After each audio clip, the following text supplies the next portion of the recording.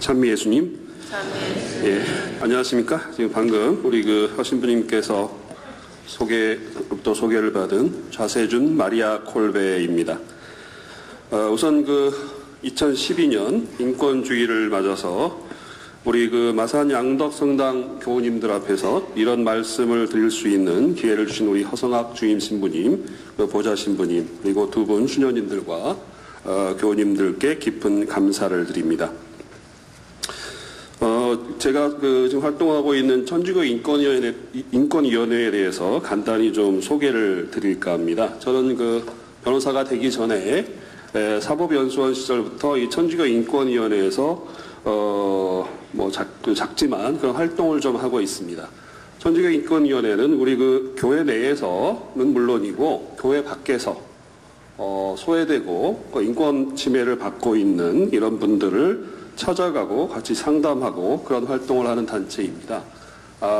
변호사님들이나 젊은 활동가들이 같이 일을 하고 있고요. 여러분들이 혹시라도 기회가 되셔서 명동성당에 오실 일이 있으시면 뒤쪽에 이렇게 물어보시면 다 안내를 해드릴 겁니다. 명동성당 뒤쪽에 조그마한 사무실이 있습니다. 그곳에 오시면 차를 한 잔 대접해 드릴 수 있을 것입니다. 양덕성당에서 강론을 한 좌세준 변호사가 여기 가면 차를 한 잔 준다고 하더라 하시면 틀림없이 제가 얘기를 잘 해놓겠습니다. 제가 이제 인권주일이 되면 전국에 있는 성당에 우리 인권위원회 변호사들이나 활동가들이 강론을 나가게 됩니다. 대림 특강이나 이런 것들 때문에 나가게 되는데 저도 3년 전부터 그런 일을 좀 하고 있습니다. 그래서 이제 매년 인권주일에 앞서서 강론을 나갈 성당 목록이 쭉 올라오거든요. 그러면 자기가 강론을 가고 싶은 성당을 선택을 하게 됩니다. 근데 올해 저는 양덕성당을 선택을 했습니다. 왜 그랬을까요? 제 나름대로 3가지 이유가 있었습니다. 첫 번째는 강론을 성당을 보면요. 강론을 해야 될 횟수가 이렇게 쭉 올라오거든요. 근데 양덕성당은 딱 한 번이었습니다. 다른 성당에 가면 토요일날 특전 미사부터 시작을 해가지고 주일 새벽 미사, 교중 미사, 중고등부 미사, 그리고 밤 미사까지 여러 번 하거든요. 근데 양덕성당은 딱 한 번만 하는 곳이어서 여기를 제가 뽑았습니다. 제 경험상 3년 전에는 그렇게 한 6번인가 했었는데 무지 힘들어서 올해는 꼭 한 번만 좀 제대로 하자. 그래서 여기를 선택을 했습니다. 두 번째는 마산에 꼭 한번 와보고 싶었습니다.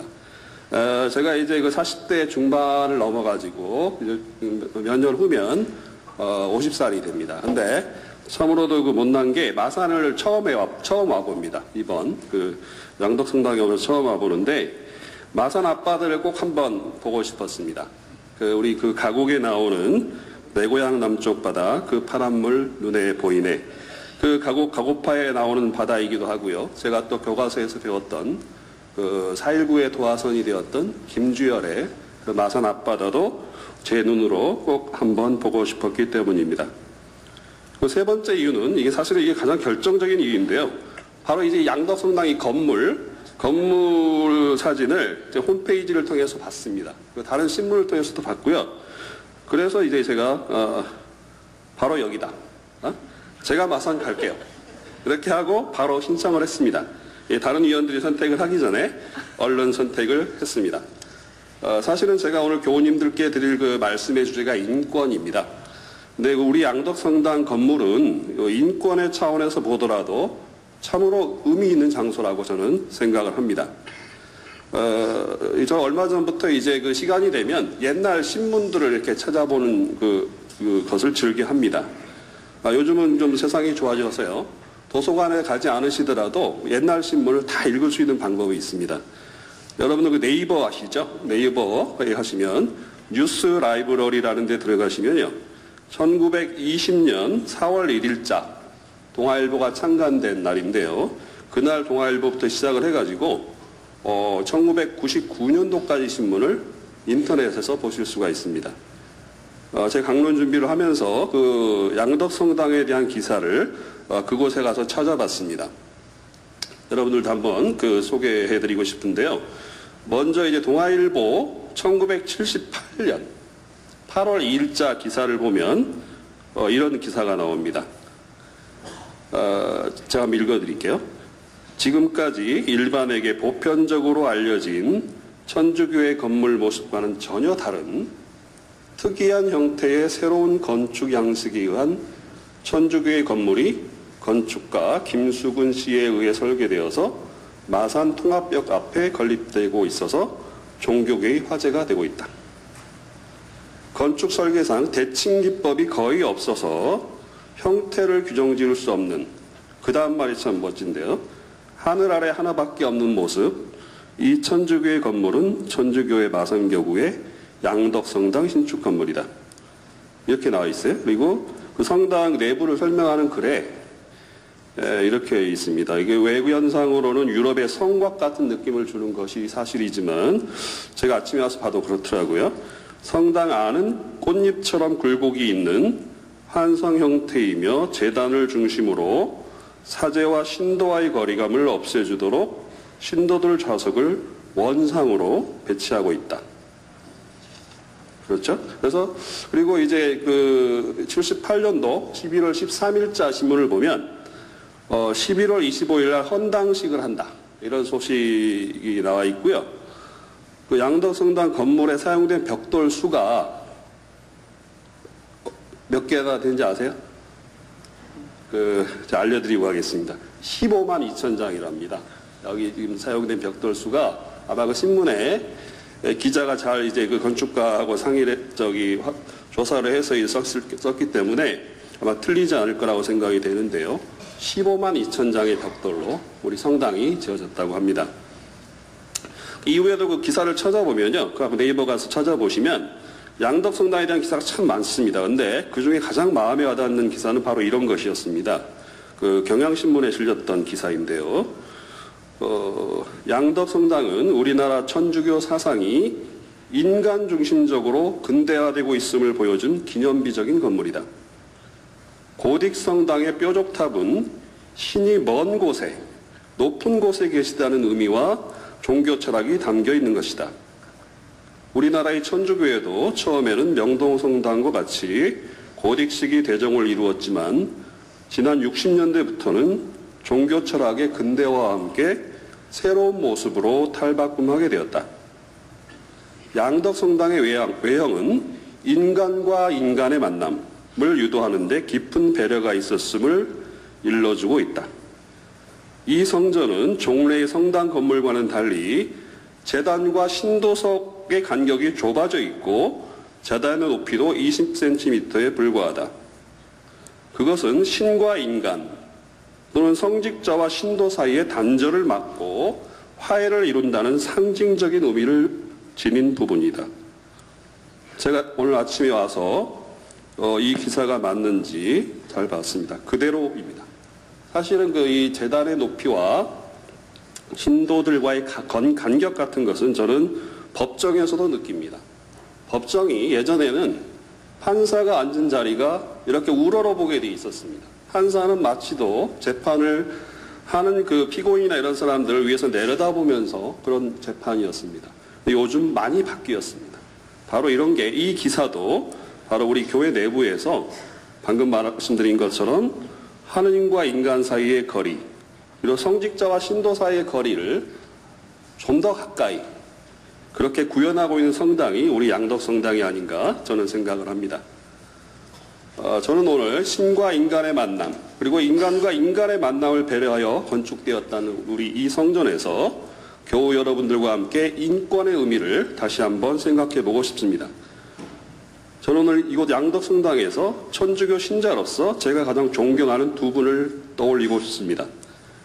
그중 한 분은 1993년 1월에 세상을 떠나신 황인철 변호사입니다. 세바스티아노라는 세례명의 이 황인철 변호사님은 세바스티아노라는 그 성인이 그 감옥에 갇힌 그리스도인들을 위해서 순교하신 분이라고 합니다. 사실 제가 천주교 신자로서 자랑스러운 것은 그야말로 아무랬던 우리 현대사에서 인권을 위해 헌신하신 변호사님들 중에 천주교 신자들이 참으로 많다는 것입니다.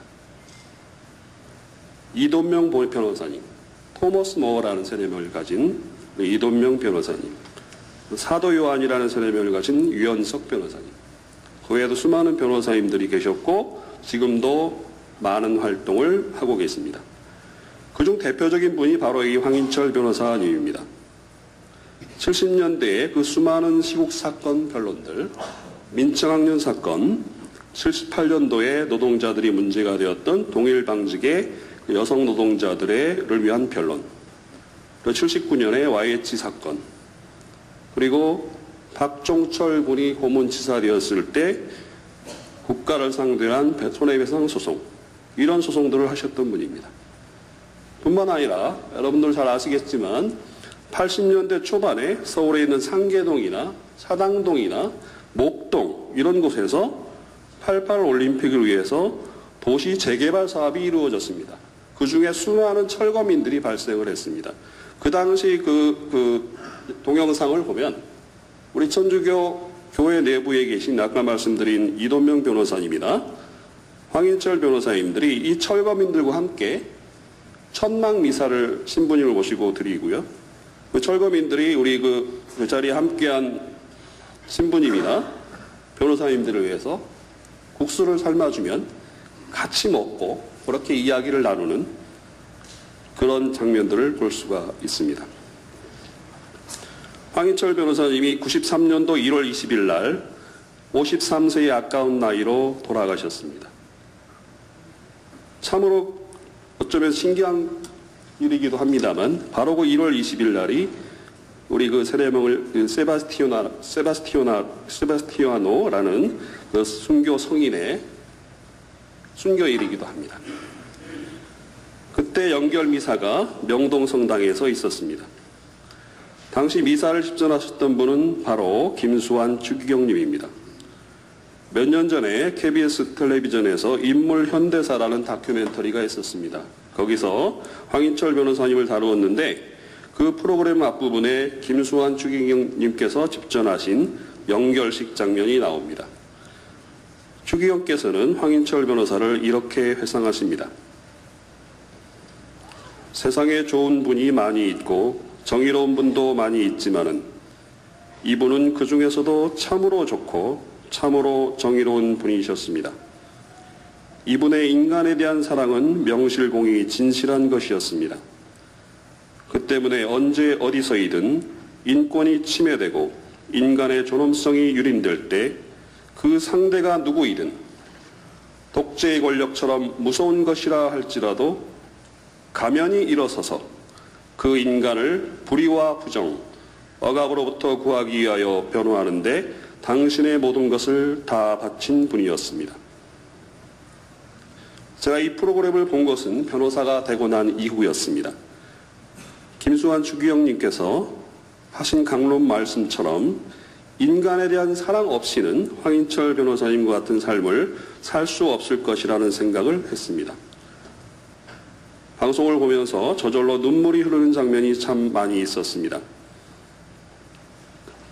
특히 인상적이었던 것은 황인철 변호사께서 변론하셨던 많은 그 피고인들이 기억하고 있는 황인철 변호사의 눈물입니다. 피고인들의 이야기를 듣고 같이 눈물을 흘려주고 또 어떤 경우에는 그야말로 조작된 사건에서 고문이나 이런 것들로 고생을 하시는 분들을 위해서는 스스로 미안하다는 말까지 하면서 그런 피고인들과 함께 같이 눈물을 흘리고 공감하셨던 분입니다. 저는 천주교 신자로서 이처럼 인간에 대한 사랑과 인권을 위해 헌신하신 이분 황인철 세바스티아노 변호사님을 존경합니다. 다음으로 제가 천주교 신자로서 존경하는 한 분은 김수환 추기경님입니다. 최근에 이 사람을 보라라는 책이 나왔습니다. 평화신문 그 편집국장을 하기도 하셨던 김정남 씨가 내신 책인데요. 그 책에 보면 김수환 추기경님을 이렇게 표현하고 있습니다. 김수환 추기경은 1970년 그리고 80년대 대한민국 국민에게 또 하나의 정부였다. 나는 김수환 추기경이야말로 우리 국민이 70년대와 80년대 군사독재 억압 속에 있을 때 우리 국민들의 마음속에 존재했던 정신적인 정부였다고 거듭 말하고 싶다. 그리고 종교의 벽을 넘어서 추기경님과 함께 두터운 교분을 나누셨다는 여러분들도 잘 아시는 법정 스님은 김수환 추기경님을 다음과 같이 회상하고 있습니다. 기독교인 가운데는 하느님을 말하는 사람과 하느님을 느끼게 하는 이가 있는데 추기경은 하느님을 말하는 쪽이 아니라 하느님을 느끼게 하는 쪽이었다. 천주교 신자로서 우리들의 삶을 다시 한번 되돌아보게 하는 말입니다. 우리는 하느님을 말하는 천주교 신자입니까? 아니면 하느님을 느끼게 하는 천주교 신자입니까? 인권주일에 김수환 추기경님을 떠올리는 것은 또 다른 의미가 있습니다. 최근에 개봉된 남영동 1985라는 영화를 보셨는지 모르겠습니다. 영화의 장면에서 고문이 자행되는 곳은 남영동 대공분실입니다. 이 남영동 대공분실에서 1987년 1월 14일에 서울대 박종철 군이 물고문을 받던 중에 사망합니다. 박종철 군 사망 사건 후 10여일 만에 열린 87년 1월 26일 명동성당 인권회복미사에서 김수환 추기경은 다음과 같이 말씀하십니다. 우리는 박종철 군과 한 결의요 핏줄입니다. 위정자도, 국민도, 여당도, 야당도, 부모도, 교사도, 종교인도 모두 한 젊은이의 참혹한 죽음 앞에 무릎을 꿇고 가슴을 치며 통곡하고 반성해야 합니다. 오늘 우리 가슴에 이런 참회와 속죄의 눈물이 흐를 때, 그리고 하느님의 용서가 있을 때 우리와 우리 사회는 비로소 구원될 수 있습니다. 우리는 참으로 새 사람으로 태어나고 우리 사회와 나라도 새로 태어날 수 있을 것입니다. 추기경께서는 1970년대 우리나라에서 인권이 유린되는 모습을 보면서 인권 침해는 인간에 대한 모독일 뿐만 아니라 하느님에 대한 모독임을 선언하십니다. 그 말씀은 다음과 같습니다. 인권 침해는 인간에 대한 모독이요. 이것은 다시 그 모습의 원형이 되시는 그리스도와 하느님에 대한 모독입니다. 인권 회복은 곧 인간 회복이요. 인간 회복은 곧 사랑과 생명의 주이신 하느님의 모습을 인간 안에 회복시키자는 것입니다. 제가 존경하는 두 분, 황인철 변호사님, 김수환 추기경님은 저희들 곁을 떠나셨습니다. 얼마 후 내년 1월 20일이면 황인철 변호사님의 20주기, 그리고 2월 16일이 되면 김수환 추기경께서 선종하신 지 4주기가 됩니다. 김수환 추기경께서는 황인철 변호사가 살아계실 때 무슨 일이 생기면 바로 황 변호사를 찾았다고 합니다. 황인철 변호사가 늦지막히 세례를 받았나 봅니다. 저도 좀 늦게 받았습니다. 근데 황인철 변호사가 추기경님을 만난 자리에서, 영세를 받고 나서 추기경을 만난 자리에서 이렇게 얘기를 했다고 합니다. 아마도 교리 공부를 제대로 하지 않고 속성 세례를 받으신 것 같은데 황 변호사께서 이런 얘기를 했답니다. 영세는 받았지만 아무것도 모릅니다. 라고 했더니 추기경께서 이렇게 답변하셨답니다. 괜찮아. 사실은 추기경인 나도 교리를 잘 몰라. 김수환 추기경님을 떠올려 보시면 아시겠지만 성직자와 평신도라는 구별, 연륜의 차이, 이런 것을 모두 뛰어넘어서 그야말로 담담하고 은은한 벗처럼 황 변호사를 대하셨다는 우리 추기경님의 모습이 눈에 선합니다.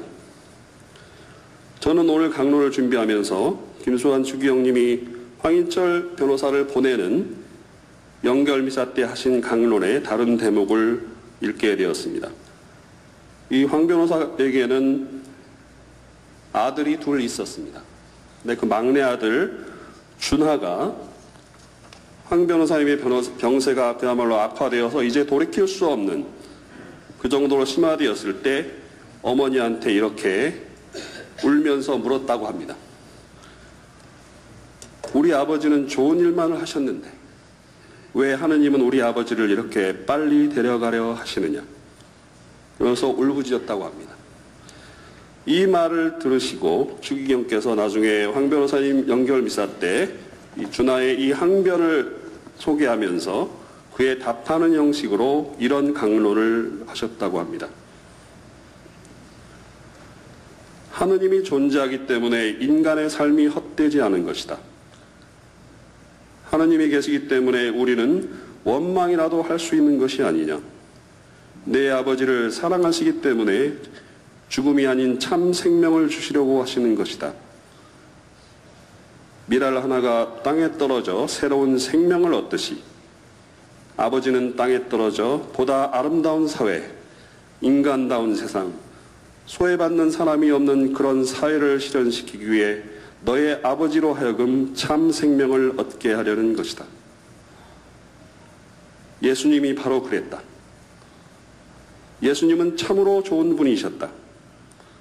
모든 인간을 진심으로 사랑하셨다. 그분 역시 십자가에 못 박혀 돌아가셨다. 그것은 그분이 죽어야 이 세상이 구원받을 수 있기 때문이다. 존경하는 양덕성당 형제자매 여러분, 황인철 변호사님, 김수환 주기경님이 그립습니다. 두 분은 모두 참으로 좋은 분이셨습니다. 두 분은 모두 인간을 진심으로 사랑하셨습니다. 두 분은 모두 저희들 곁을 떠나셨지만 참 생명을 얻으셨고 저희들과 늘 함께 계십니다. 두 분은 단지 하느님을 말하는 것이 아니라 저희들 모두에게 하느님을 느끼게 해준 분이셨습니다. 우리 양덕성당 형제자매 여러분, 하느님과 인간의 만남, 그리고 인간과 인간의 만남을 되새기게 하는 우리 양덕성당에서 오늘 저는 형제자매 여러분들과 함께 인권주의는 오늘 단 하루만이라도 잠시 시간을 내서 천주교 신자로서 하느님을 느끼게 하는 그런 삶을 생각해 보았으면 합니다. 감사합니다.